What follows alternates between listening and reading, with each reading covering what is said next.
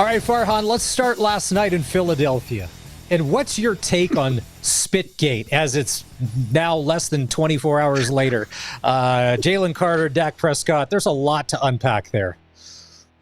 Yeah, there is. And, when we first saw the incident, we didn't necessarily see what happened to precede it, right? In terms of Dak Prescott spitting in the general direction of Carter, and then Carter thinking it was coming at him. And look, Dak Prescott's not that kind of player. When he says that I was not spitting at Carter, I absolutely believe him. Carter clearly was in some form of retaliation, and it's just wrong, right? It's one of the grossest acts. You think of what happens on a football field that leads to a 15-yard penalty. Like, we don't eject for a hit to the head, but we eject for this because we're so personally offended by it. So, I hope it ends here. I hope he doesn't wind up getting suspended because ultimately he did miss a full game, and that's a pretty severe punishment. But the whole thing is just kind of an unseemly way to start the season, isn't it? I mean, Dak Prescott's a classy player. Jalen Carter had a bit of a history coming into the draft process, which is why he fell to where he did, even though from a pure talent standpoint, he was good enough to go number 1 overall in his draft year. I covered the draft that night. I remember talking to him after he got selected, and, you could tell he was keeping receipts, and then he played nice, behaved himself really well last year, and then now this happens, right? So you rewind to all of those previous narratives when I don't think that's necessarily fair. He was just a young guy who made a poor decision. A really poor decision, I would say. Yes. And like you say, it's disgusting. It's completely disgusting. But why, without even a snap, like they hadn't even played an offensive play, is Carter going to get involved in that? Like, there's no need for him to be wandering over to Dallas's huddle. Totally. Yeah. And then so he can sit there and justify his actions, but ultimately, what were you doing there in the first place? You're 100% right. It was early in the game for him to go and try to send a message like that. I mean, his play generally does send the message. He didn't need to go and engage. And then Prescott baited him, right? I mean, he went between his 2 linemen, stepped out in front, knew you're not going to do anything to me, over the top. I've got 2 linemen right here. And they just kind of tried to, big man each other. But Carter didn't need to go near the Dallas huddle in that moment, and then he compounded it by reacting even worse. Hey, and once I started playing football, I got to give props. They didn't end up winning, and CeeDee Lamb, but the Dallas Cowboys may not be as bad as everybody thinks this year, because I thought they played the Eagles tough. They did, right? And listen, don't minimize the impact of the Carter play, because you look in the first half, especially the first 2 drives the Dallas scored on, they went right at the heart of that defense. And Prescott even mentioned it afterwards in his post-game comments that we basically changed our blocking scheme for Jalen Carter and then changed it once we knew he wasn't going to have to play. They went right at him on that second touchdown drive, an 11-yard run right down the A-gaps, down their throat to the 1-yard line. So, they weren't afraid to go there, which I think they would have been had Jalen Carter been playing. So, so it mattered, right? And Dak Prescott, I thought, played really well. I thought Dallas's defense, which was really, really bad against the run a year ago. I mean, they were bad defense altogether, but especially against the run a year ago.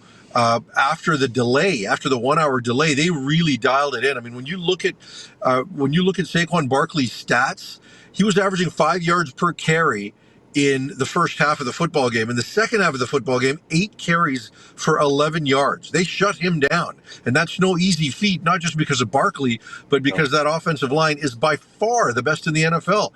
And they stood up for themselves. So, good for Dallas. We'll see if it's a one-off, or we'll see if this is who they're going to be this year, because new defensive coordinator, new pieces on that defense. I want to see a little bit more before I'm ready to anoint them for real. Let's get to the most important question. The most important question for tonight's game: Kansas City, LA, in Brazil. Is Taylor Swift in Sao Paulo?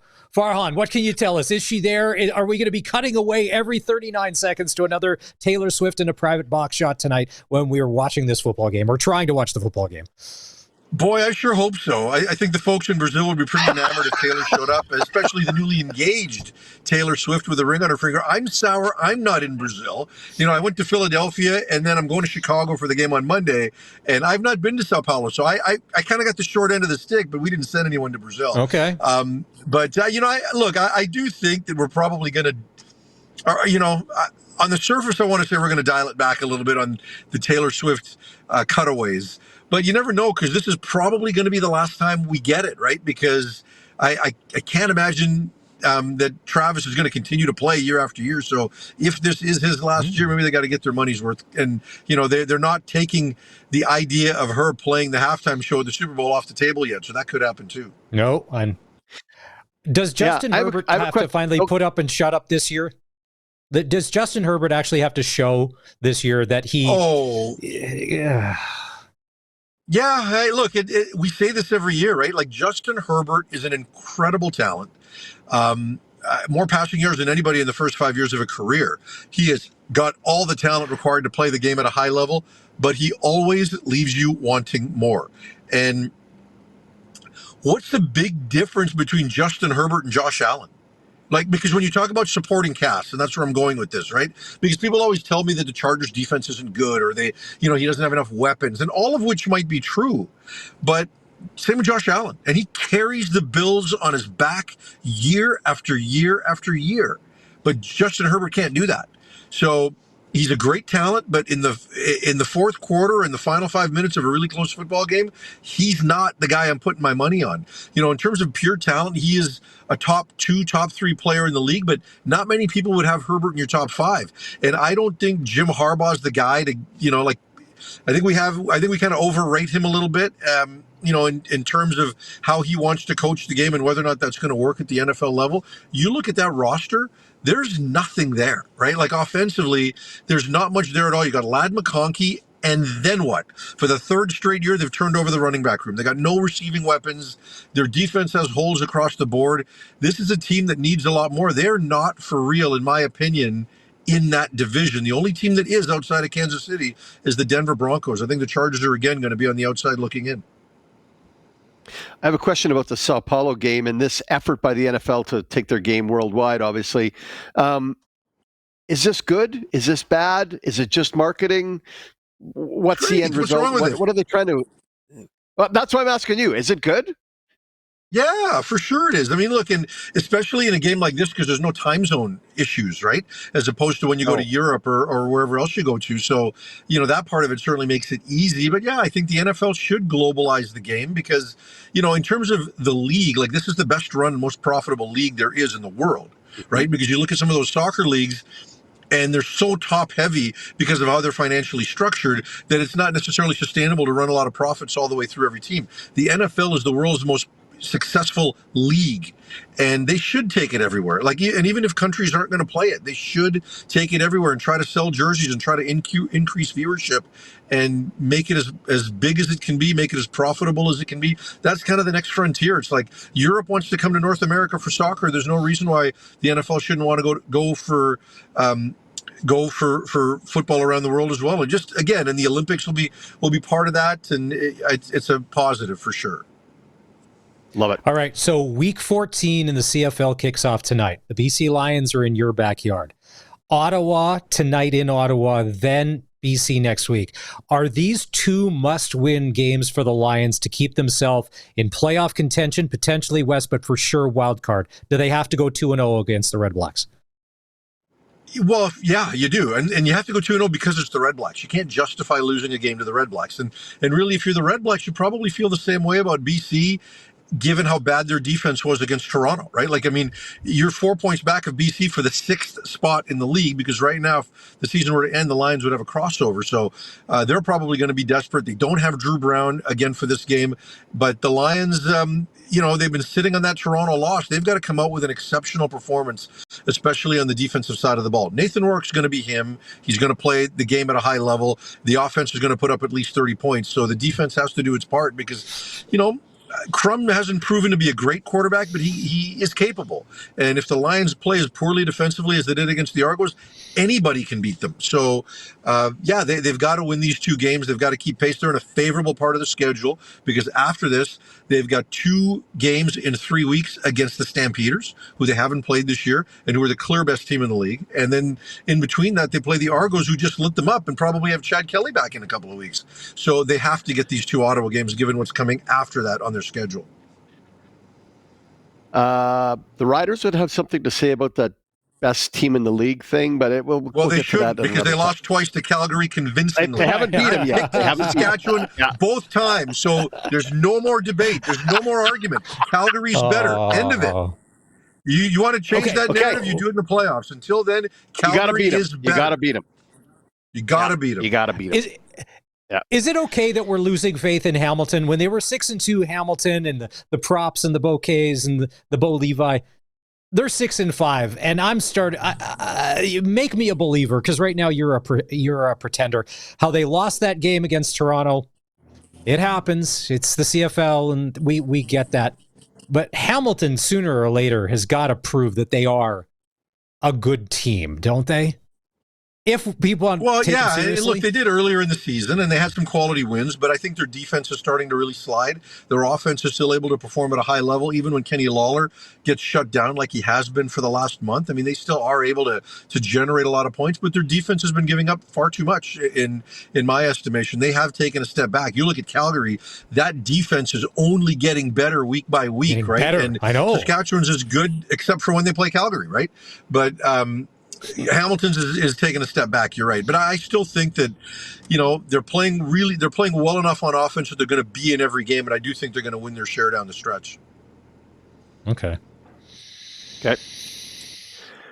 Yeah, I don't disagree with you that Hamilton's still probably the team to beat in the East, but you got to think Toronto went and gave themselves a big pat on the back. They won't be in 2 more weeks once Davis Alexander gets back in the lineup, right? Because that's the only thing. I mean, and you look at what Montreal is going to get back this week, right? They're going to get Mac back. They're going to get Philpott back. Mustafa Johnson on the D-line for the first time in a year. Marc-Antoine Dequoy, Sean Thomas Erlington. Like, they're getting so many pieces back except the one that matters. When he gets back, Montreal will be as good as anybody that quickly. Nice. So last week, the Riders hold Brady Oliveira to 25 yards. That's kind of crazy. That's not a normal Brady Oliveira number, but yet they only lose 34-30. A lot of Rider fans were expecting a big win, like a big blowout. I thought the game would be close. I would think that tomorrow there may be a little more Brady Oliveira in the mix. Hell or high water, if you're the Bombers and Jason Hogan, and to get that going. What did you make of that game last week, outside of the finish and all of that? Because a lot of people in Rider Nation didn't think that the Bombers and their drop-off this year could hang with the Riders. And I'm like, no, they can hang with the Riders. Yeah, look, they just do enough. And to be honest, this is the thing with the Riders. Everybody talks about their defense against the run. Their defense against the run has never done anything because people don't run on them. And they don't try, because in some cases they're playing from ahead. But in this case, Jason Hogan ran Brady Oliveira 5 times in that game. That's a fireable offense. You can't do that, especially the way he'd played in the previous 2 games. So I'm not giving Sask any credit for stopping him. Whoa. That's all on Winnipeg for getting away from him for absolutely no reason. It made no sense at all. So, yeah, you're going to see a heavy dive, because I would imagine Mike O'Shea's gotten into Jason Hogan's office and says, fix this, kid. You got to think fireable fences on a Friday. I love it. Yeah, so do I. I watched that game last week.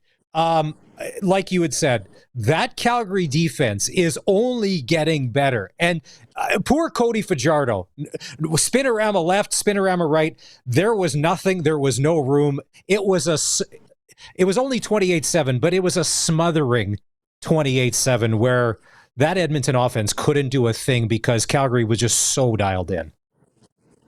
Yeah, they were, and we'll see what happens this week, because Jalen Hutchings is dealing with a groin injury and he may not play. He's listed as a game-time decision.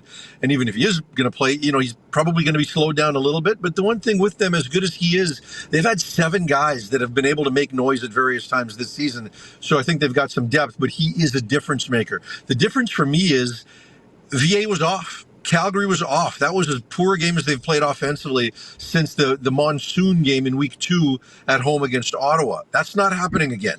And I'm not giving Edmonton a lot of credit for Vernon Adams' performance. I think the offense, there was plays there to be had, and I think Calgary's going to be better offensively. So even if their defense gives up 7 more, I think the offense is going to score 14 more.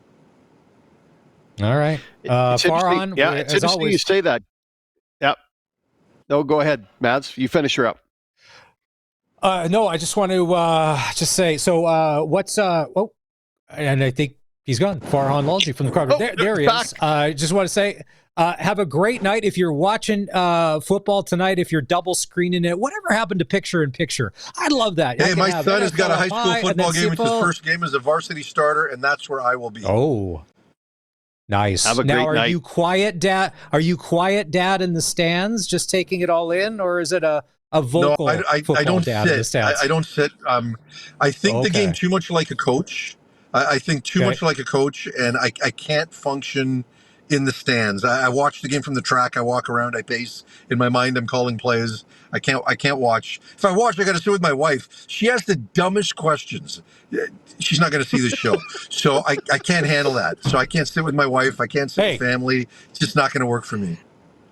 Can I just say that we wrap this interview on a fireable offense in marriage when we bring up the way? Listen, hey, I'm hopefully she doesn't watch, but if she does, go to our YouTube channel at sportscage.com. Hit the subscribe button. We could always use more subscribers. There you go. Right? Farhan, have a great night. Go be a football dad. We'll catch up with you next week. All right, we got to take a break. Enjoy the When we come weekend. back, voice